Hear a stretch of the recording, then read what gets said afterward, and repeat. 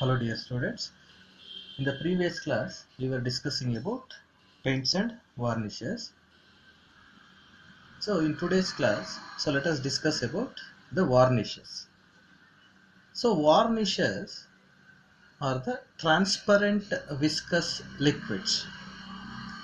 They doesn't contain the pigments. So that is the difference between the varnishes and the paints.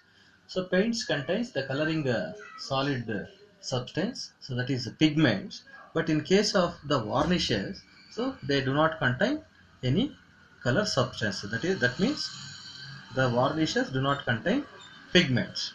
So therefore they are the transparent viscous liquids. So the varnish is a homogeneous colloidal dispersion of the resins in drying oils and volatile solvents. Okay, so the resins will be dispersed in the drying oils and volatile solvents. So therefore the varnishes contains resins, drying oils and volatile solvents. So the resins will be dispersed in the drying oils and volatile solvents. So let us see what are the resins that are used in the varnishes. So the resins which are used in the manufacturing of varnishes, they may be synthetic like phenolic or urea formaldehyde or vinyl or silicone, or they may be natural resins like shellal, rosin, etc. So next let us see one more constituent of the varnishes. So the second constituent of the varnishes is the drying oils. So the drying oils generally used in varnishes are the linseed oil, tung oil, or the dehydrated castor oil, soybean oil, etc. So these drying oils, they dry by oxidation and followed by polymerization that results in the formation of the thin film. So similarly, the resins which are used in the varnishes have high resistance to the attack by the chemicals, weathering and stability to the heat and light. So the resins will provide the glossy, adhesive and durable film. So the drying oils are responsible for the formation of the film. So when the drying oils dry by oxidation and followed by the polymerization, a thin film will be formed. So the next constituent is the thinner. So the thinners, already we have discussed about the role of thinner. So to make the paint, that is the varnishes, the concentration of the varnishes, so the thinners are used. So generally the turpentine, kerosene, xylol, acetone, ethanol, etc. are used as the thinners. So next one is the dryers. So dryers are added to accelerate the process of drying. So the dryers like linolates or naphthalates of the heavy metals like lead, manganese or cobalt are used as the dryers. So the next one is the anti-skinning agents. So in the case of the varnisher, so the tertiary amyl alcohol is tertiary amyl phenol is used as the anti-skinning agents. So next let us see the types of varnishes. So varnishes can be of two types. So the first one is the oil varnishes. So these oil varnishes use a drying oil and a volatile solvent as the medium. So in which the resins are dispersed. So in case of oil resins, okay, so the resins will be dispersed in a drying oil and a volatile solvent. Okay, so that is these oil varnishes contains drying oil, volatile solvent and resins. Okay, so the oil varnishes, so when they are applied onto the, so that is surface, so the film which is formed will be less brittle. Okay, that is the advantage of the oil varnishes. So the second one is the spirit varnishes.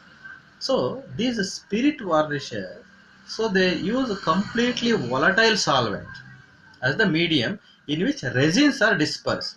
So in case of spirit varnishes, so the drying oils are not used. Okay, so this spirit varnishes completely use the volatile solvent in which the resins gets dispersed. Okay, so when these varnishes, spirit varnishes are applied onto the surface, the film which is formed will be brittle, and the advantage is that this spirit varnishes will dries up quickly. Okay, so these are the two types of varnishes. So next let us move on to one more important, industrially important compound, that is fuels. So a fuel may be either naturally occurring or manufactured combustible substance. So fuels are nothing but the combustible substances. So they serve as the source of heat and light.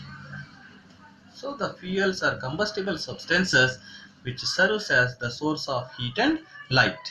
So the fuels can be classified into solids, liquids and gases according to their state of phase.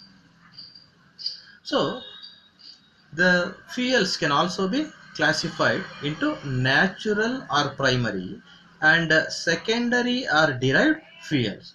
So here you can see the state of phase, primary fuels and secondary fuels. So if you consider the example of solid phase, so the fuels which are obtained in the solid phase, so naturally occurring solid fuel is coal. From coal we can prepare coke and charcoal. So coal is naturally occurring fuel, or it is called as a primary fuel. So the primary fuels are naturally occurring fuels. From the primary fuel, so the secondary fuels are prepared. So that's why the secondary fuels are called as the derived fuels, because the secondary fuels will be prepared by from the primary fuels. Okay, so the fuels which are obtained in the solid phase, the example is coal, which is naturally occurring. From coal, the secondary fuels like coke and charcoal are prepared. So the liquid phase, so the fuels which are occur in the liquid phase, example is the crude petroleum. So the crude petroleum is naturally occurring, so therefore it is a primary fuel. When the crude petroleum is subjected to the cracking of petroleum and fractional distillation, so we will obtain diesel, petrol, kerosene, etc. So those are called as the secondary fuels. So the next one is the gaseous phase. So the fuels which occur in the gaseous fuels. Okay, example is the natural gas, and the secondary, that is which is derived or secondary fuel is the gobar gas. So next let us see how the heat of combustion of a fuel is measured. So the heat of combustion of a fuel is measured in terms of calorific value. So that means the heat of combustion, that means it is the amount of heat liberated when unit weight or unit volume of the fuel is burnt completely in excess of air.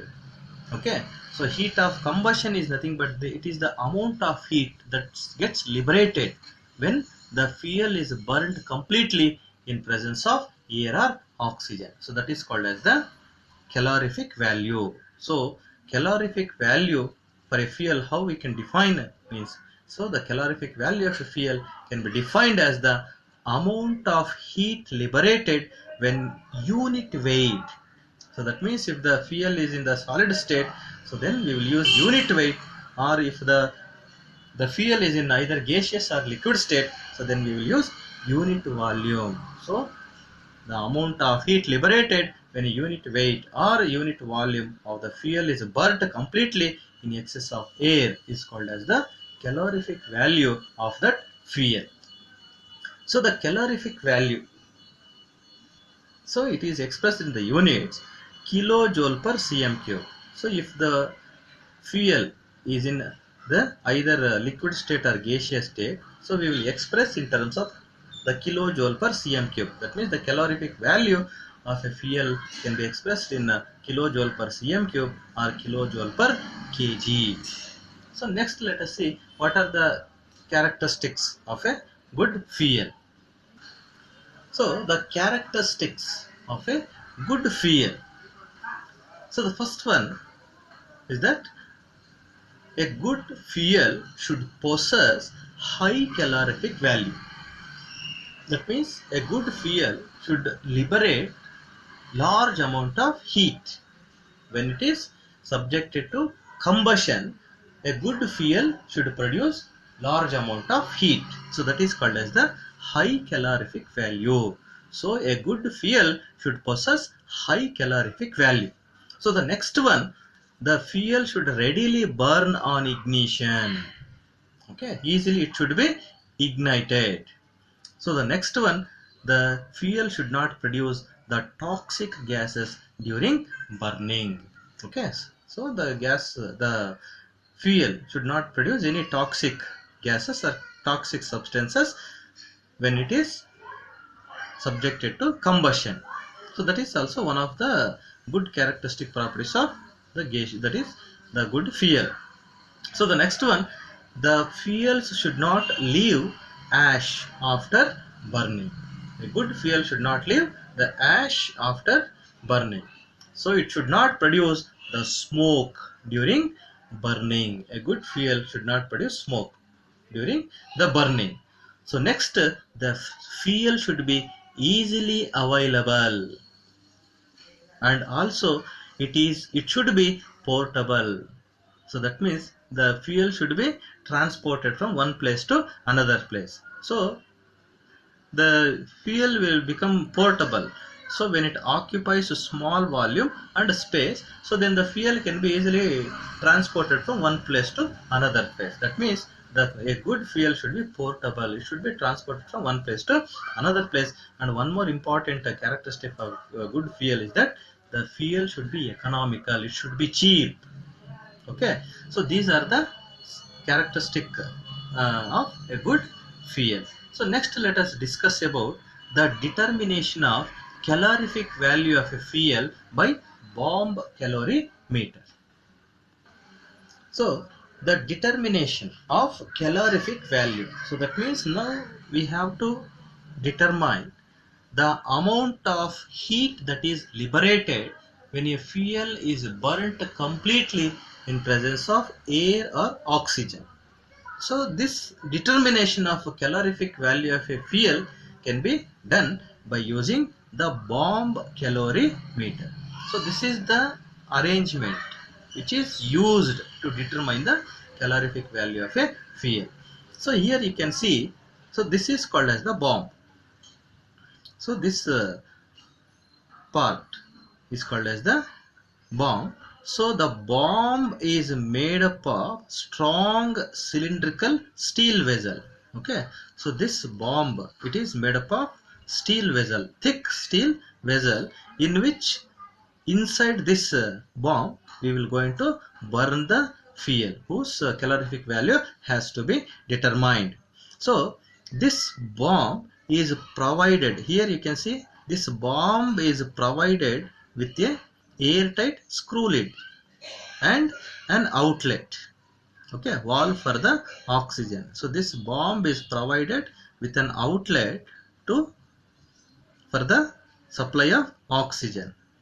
So this entire bomb is placed inside the copper calorimeter. So this is made up of copper. So this is called as copper calorimeter. So the bomb is placed inside the copper calorimeter and it is filled.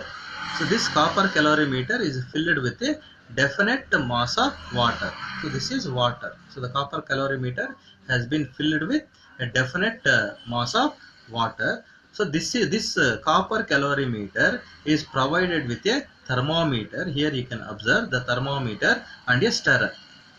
Okay, the stirrer will keep the temperature of this uniform. Temperature of this calorimeter uniform. So therefore this calorimeter is provided with a thermometer and a stirrer. So now a known mass of the fuel whose calorific value has to be determined is taken in a silica crucible. So this silica crucible and kept inside the bomb. Okay. So here you can see the crucible, silica crucible, which contains the fuel whose calorific value has to be determined. So a thin magnesium wire, okay, a thin magnesium wire should be projected from the crucible, is connected to the terminals of the rod, terminal rods. So then O2 is filled into the bomb. Okay, so before igniting the magnesium wire, so the initial temperature should be noted down. So before igniting the magnesium wire, so the initial temperature of this calorimeter is noted down, okay, as the T1. So then when the magnesium wire is ignited, so the fuel, okay, the fuel which is present in the silica crucible inside the bomb is gets, that is, it gets started burning. Okay, so the fuel, the water is kept stirred by the stirrer. So when the fuel starts burning inside this bomb, so the temperature of this calorimeter will going to rise. Okay, so the maximum temperature attained after burning the fuel, so again we have to note down the temperature. Okay, so we have to measure the temperature two times. One is before the burning the fuel, the initial temperature, and after burning the temperature, that is final temperature T2. Okay, so the maximum temperature after the burning of the fuel, the maximum temperature attained is noted. So the calorific value of the fuel can be calculated by using the formula. So the calorific value of the fuel is given by, so that is Q is equal to W into S into delta T. So delta T is T2 minus T1. So that is final temperature, T2 minus T1, final temperature minus initial temperature, that gives the rise in the temperature. So divided by M. So here the W, so the W is the water equivalent of the calorimeter and its contents. So that water equivalent of the calorimeter, so that depends upon the calorimeter. So that is determined. So that means the W, the water equivalent of the calorimeter, can be determined by using the fuel of known calorific value. So here the Q is the calorific value.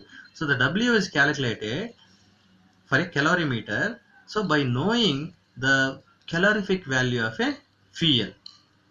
Okay, so W is the water equivalent of the calorimeter and its contents. So the W can be determined by carrying out the experiment using the fuel of known calorific value. So S is the specific heat of water, delta is a rise in the temperature T2 minus T1, and M is the mass of the fuel which is taken in the silica crucible. So this is how the calorific value of a fuel is determined by bomb calorimeter.